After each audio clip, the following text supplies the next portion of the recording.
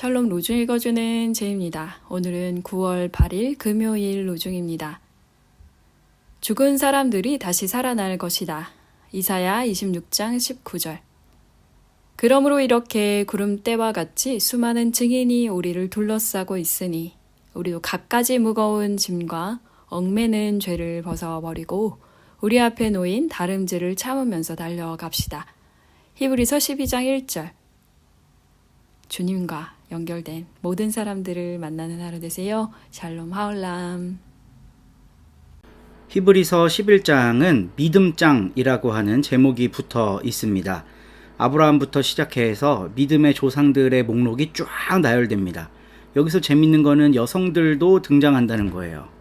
히브리서 다른 내용들은 몰라도 이 11장 내용은 교회 안에서 마르고 닳도록 설교로 들었습니다. 해마다 꼭 들었던 것 같아요. 그러니까 1년에 한 번 이상은 이 히브리서 11장에 나오는 믿음의 사람들에 대한 이야기들을 설교를 통해 들었어요. 그리고 우리 서로교회를 개척하고 나서 한번 히브리서를 다룬 적이 있어요. 한 6개월 정도 히브리서 말씀만 가지고 우리가 함께 말씀 나눔을 한 적이 있었는데, 그때 저는 히브리서를 완전히 새롭게 보게 되었습니다. 어떤 것 때문이냐면요, 이 11장 39절 때문이에요. 제가 읽어드릴게요. 이 사람들은 모두 믿음으로 말미암아 훌륭한 사람이라는 평판은 받았지만 약속된 것을 받지는 못하였습니다. 여기에서 저는 완전히 히브리서에 나오는 믿음의 사람들을 새롭게 이해하게 되었습니다. 설교로 이런 아브라함의 믿음을 본받아라, 기드온, 바락, 삼손, 입다, 다윗, 사무엘, 이 예언자들을 본받아라, 이런 이야기 되게 많이 들었어요. 저는 그래서 그 사람들이 대단한 줄 알았고 그 사람들처럼 살면 된다고 생각했습니다. 근데 우리 서로 공동체에서 히브리서 말씀을 다루다가 제가 왜 쇼킹했냐 하면요, 이 사람들은 약속된 것을 받지 못했다는 구절을 봤기 때문이에요.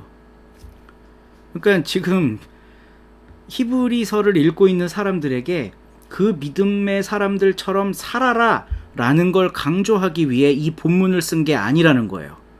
그들처럼 살아봤자 아무런 소용이 없다라는 걸 이야기하려고 하는 겁니다. 왜 우리는 아브라함의 믿음, 기드온의 믿음, 다윗의 믿음, 예언자들과 선지자들의 믿음을 막 본받아 따라하려고 했을까? 목사들이 그렇게 가르쳤기 때문이에요.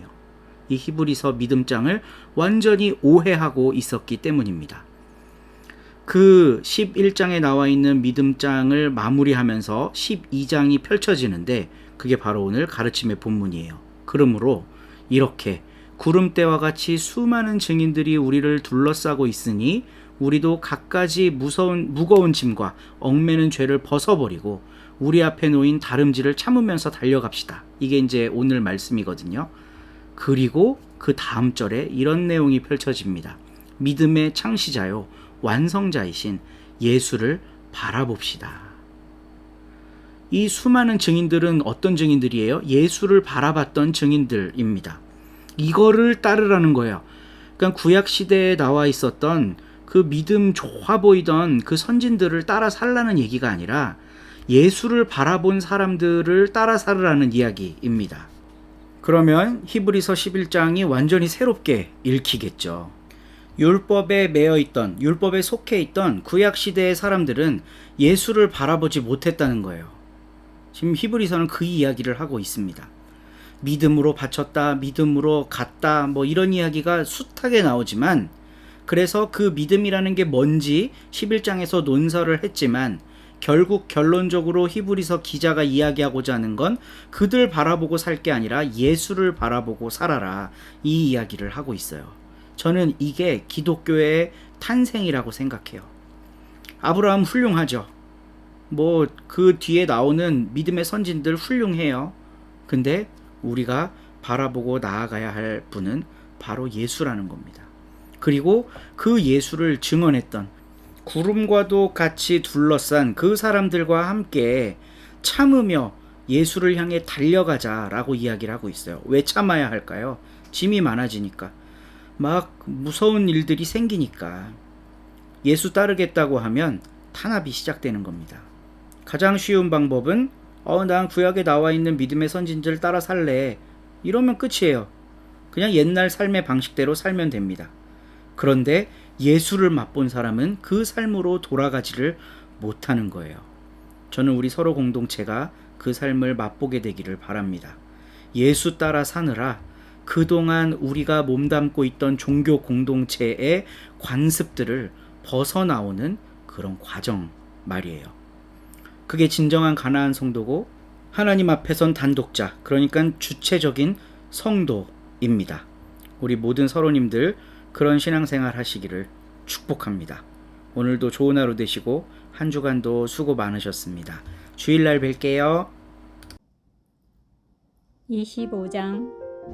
그때의 하늘나라는 열 처녀의 경우와 같을 겁니다.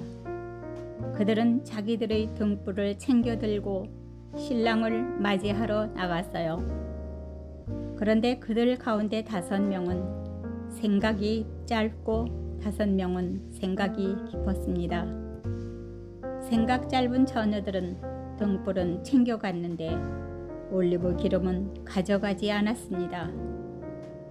한편 생각 깊은 처녀들은 등불과 함께 통에 담긴 올리브 기름도 챙겨갔습니다. 그런데 신랑이 오는데 시간이 오래 걸리자 처녀들이 모두 졸다가 잠이 들었습니다. 한밤중이 되었을 때 외치는 소리가 났습니다. 자, 신랑이 옵니다. 나가서 그를 맞아들이세요. 그때 바로 그 처녀들이 모두 깨어 일어나서 자기들의 등불을 깔끔하게 손보았습니다. 생각 짧은 처녀들이 생각 깊은 처녀들에게 말했습니다. 너희들 올리브 기름을 우리에게 좀 주려무나 우리 등불이 꺼져가고 있어. 그러자 생각 깊은 처녀들이 대답했습니다. 우리하고 너희하고 같이 쓰기에는 확실히 넉넉하지 못할 거야.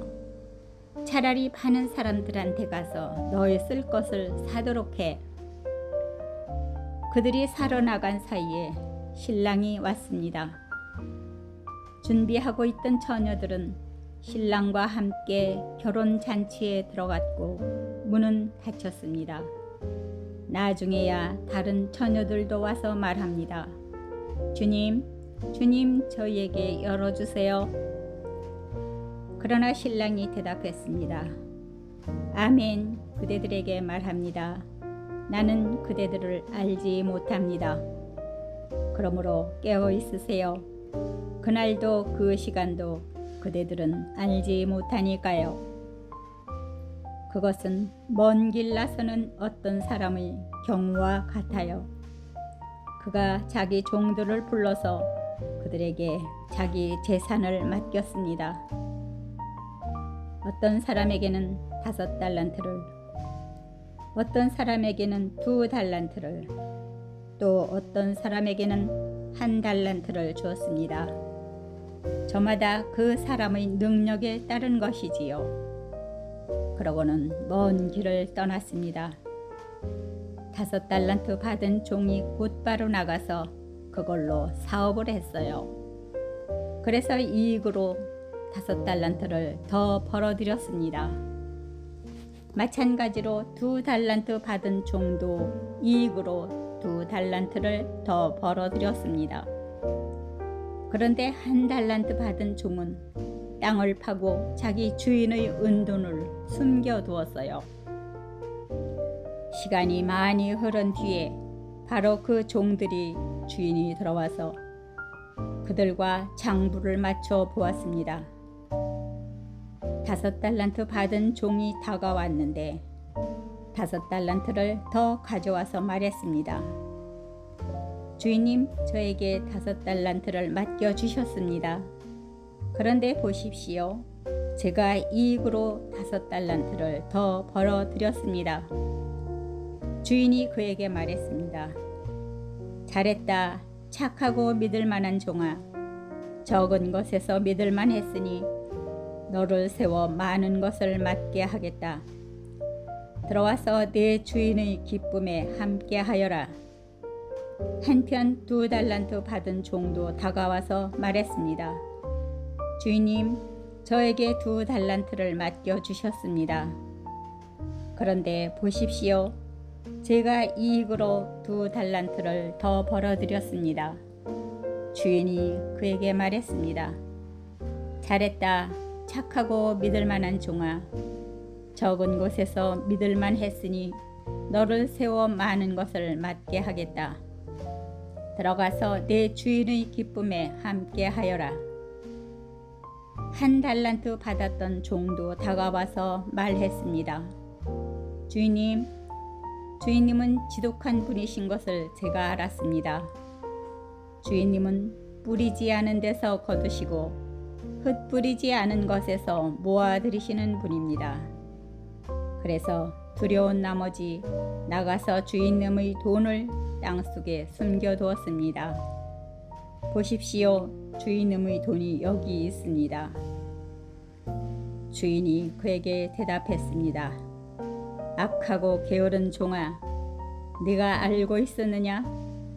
내가 씨 뿌리지 않은 데서 거두고 흙 뿌리지 않은 것에서 모아들이는 것을? 그렇다면 너는 내 돈을 돈 굴려주는 사람에게 맡겼어야 마땅했다. 그랬으면 내가 와서 이자와 함께 내 돈을 되찾았을 것이다. 그러니 그에게서 그 달란트를 뺏어다가 10달란트 가진 종에게 주어라. 누구든 가진 것이 있는 사람에게는 더 주셔서 차고 넘치게 하실 것이다. 그렇지만 가진 것이 없는 사람, 그 사람한테서는 있는 것조차 빼앗아 가실 것이다. 그리고 쓸모없는 그 종을 바깥 어두운 데로 내쫓아라. 거기서 그는 울부짖으며 이를 갈 것이다. 인자가 자기의 영광 가운데 올 때 모든 천사들도 함께 올 겁니다. 그때에 인자가 자기의 영광스러운 임금 자리에 앉을 겁니다. 그리고 인자 앞에 모든 민족이 모일 겁니다. 그러면 인자가 그들을 서로 갈라놓을 겁니다. 목자가 양들을 염소들한테서 갈라놓는 것처럼요. 양들은 자기 오른쪽에, 염소들은 자기 왼쪽에 세울 겁니다. 그때에 임금님이 자기 오른쪽에 있는 사람들에게 말씀하실 겁니다. 이리로 오너라. 내 아버지께 복받은 사람들아. 세상의 기초가 놓일 때부터 너희를 위하여 준비된 나라를 물려받아라. 내가 배고팠을 때 너희가 나에게 먹을 것을 주었고 목말랐을 때 마시게 해 주었기 때문이다. 나그네였을 때는 너희 집으로 데려가 주었다. 벗고 있을 때는 옷을 걸쳐 주었고 아팠을 때는 나를 보살펴 주었다. 감옥에 있을 때는 찾아와 주었다. 그때에 올바른 사람들이 대답할 겁니다.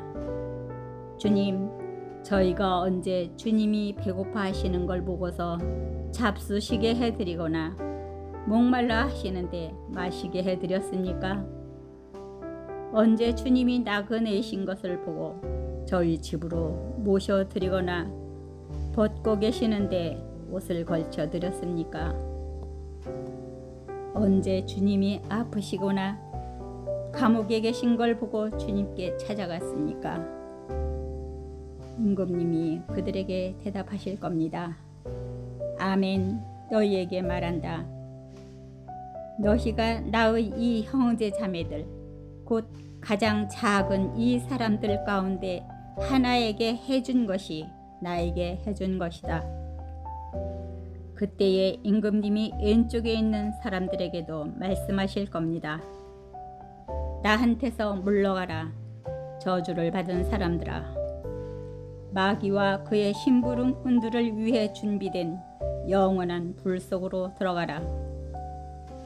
내가 배고팠는데 너희가 나에게 먹을 것을 주지 않았고 목말랐는데 마시게 해 주지 않았기 때문이다. 나그네였는데 너희 집으로 데려가 주지 않았고 벗고 있었는데 옷을 걸쳐 주지 않았다. 아프거나 감옥에 있었는데 보살펴 주지 않았다. 그때에 바로 그 사람들도 대답할 겁니다. 주님, 저희가 언제 주님이 배고파 하시거나 목말라 하시거나 나그네로 지내시거나 벗고 계시거나 아프시거나 감옥에 계시는 걸 보고서 주님을 섬겨드리지 않았습니까? 그때에 임금님이 대답하실 겁니다. 아멘, 너희에게 말한다. 너희가 가장 작은 이 사람들 가운데 하나에게 해 주지 않은 것이 나에게 해 주지 않은 것이다. 이 사람들은 떠나가 영원한 벌에 들어가고 올바른 사람들은 영원한 생명에 들어갈 것입니다. 아멘.